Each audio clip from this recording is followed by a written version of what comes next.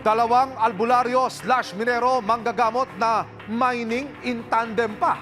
Baka sa sisingiling halaga, mag-uukay sila sa bakuran ng kanilang customer para makuha raw ng mga alaga nilang laman lupa ang sangkatutak na ginto. Jackpot o bokya nga ba ang sinasabing ginto sa bakuran? Dalawang fake healers sa Nueva Ecija tibok sa magkaiwalay na operasyon ay sinagawa ng Criminal Investigation and Detection Unit, Nueva Ecija, Provincial Field Unit o CIDG Nueva Ecija PFU. Nangulimbat daw ang mga ito ng higit kumulang 13 million pesos. Pero paano nga ba nila natangay ang ganito kalaking halaga mula sa isang padre de pamilya sa Nueva Ecija?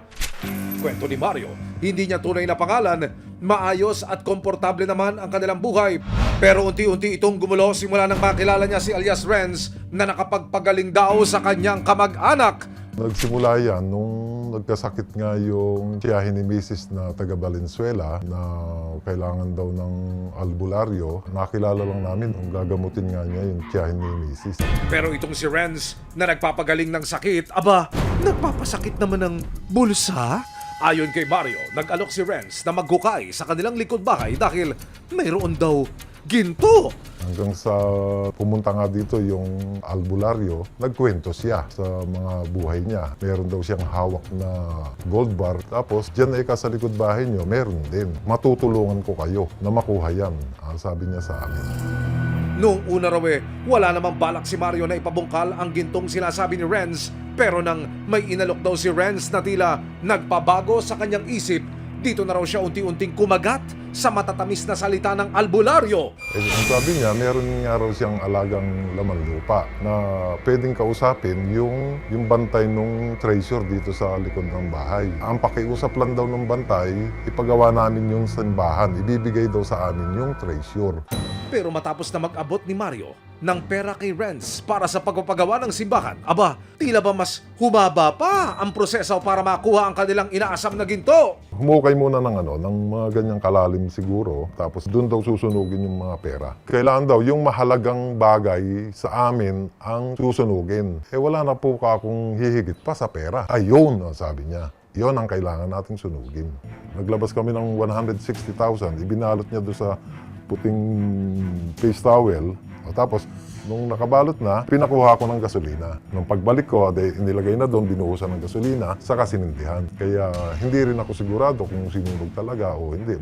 Ayon pa raw kay Renz, dahil madulas daw ang ginto sa dami ng putik na nakabalot dito. Ang abo daw galing sa sinunog na pera ang gagamitin ng mga alagang lamang lupa ni Renz para mawala ang dulas nito at mahango ang ginto. Pero itong si Renz, bukod sa heavyweight ang mga alagang laman lupa, may ka-mining in tandem din pala. February 2022, ipinakilala ni Renz kay Mario ang kapwa niya albularyo na si alias Francis. Si Francis, mas makapangyarihan at mas matinik pa raw sa kanya. Sa una nilang pagkikita, diretsahan daw sinabi ni Francis kay Mario na may masamang mangyayari sa kanya at kanyang pamilya. Pinatalikod ako, tumalikod ka nga. Tingnan ko yung likod mo. Ako. Sayang yung mga pinaghihirapan natin. Ilang linggo ko na lang mayroon na kang kukuha sa'yo. Dito na siya inoferan ng albularyo ng iba't ibang anik-anik na magpoprotekta raw sa kanila.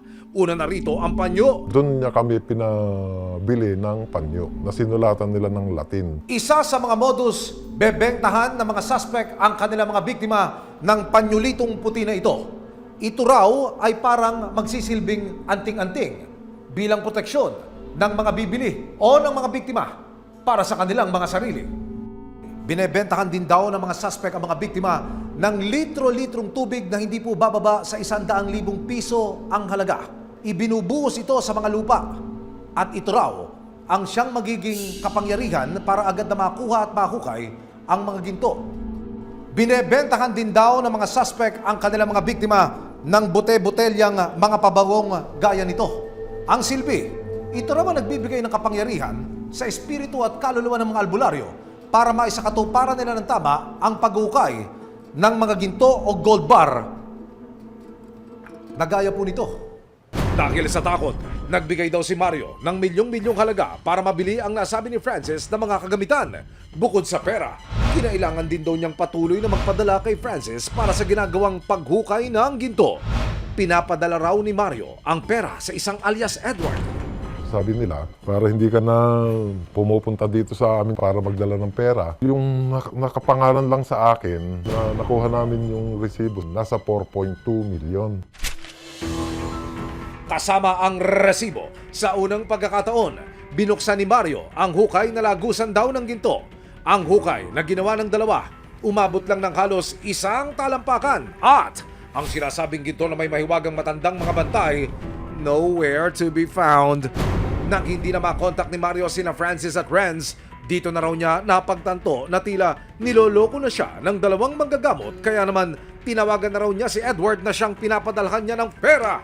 Tinanong ko, natuloy ba noong isang araw na ano po, meron kayong bibilin. Hindi ko naman sinasabi kung yung pabango na bibili kayo ng pabango. Meron kayong bibilin. Ay, hindi po kuya.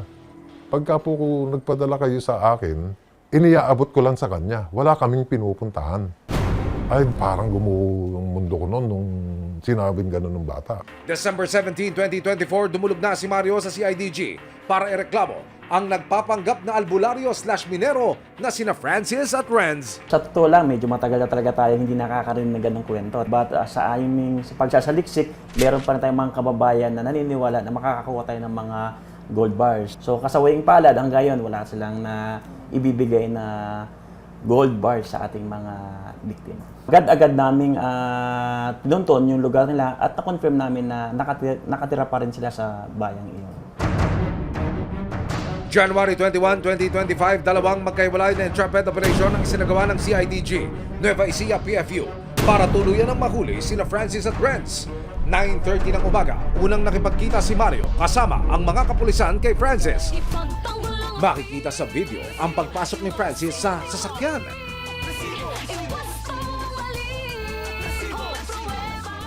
Maya-maya pa, nagkaabutan na ng pera senyales para tuluyan ng mahuli si Francis. Francis, wala ka nang maloloko ng iyong ginto scheme. Nakikita mga pulis kami. Mga pulis kami, gagalaw. 2:30 naman ng tanghali, nakipagkita na rin si Mario kasama ang mga kapulisan sa walang kaalam-alam na si Renz.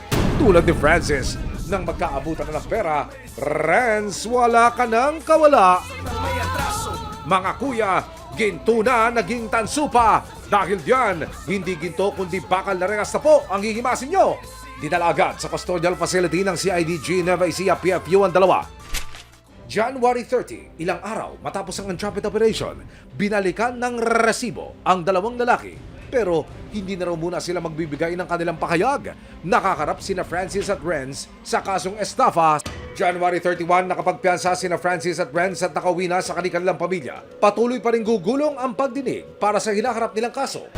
Pero makalipas ang isang araw, ibinalita ng Nueva Ecija PNP sa resibo na nasawi ang isa sa mga suspect na si Francis.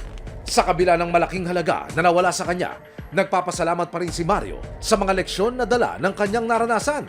Sa pinansyal, baon kami sa utang ngayon. Binigyan na tayo ng kagandahan ng buhay ng Panginoon Diyos. Oo na naghangad ka pa ng masigit pa. Yun yung aral na nakuha ko dyan. Paalala naman ng mga otoridad, Maging mapagmatyag, maingat at kailangan po kakilala natin personal yung mga katransaksyon natin. Yung pera po na nakukuha sa ating mga kababayan, ito po ay pinaghihirapan nila. Kami po ay nakikiusap na lumaban tayo ng patas at magtrabaho tayo. sadyang nakasisilaw ang pangako ng higit na kayamanan, pero kailangan ng iba yung ingat sa mga nagbibitiw ng tila hindi na makatotohanan ng mga salita. Oras na manlinlang at pagsamantalahan ng tiwalang ibinigay. Kikilo sa mga alagad ng batas para mapanagot ang mga bubul sa umano sa perang pinagpawisan at pinaghirapan. Maraming salamat sa panonood, mga kapuso. Para masundan ang mga reklamong nasolusyonan ng resibo, mag-subscribe lamang sa GMA Public Affairs YouTube channel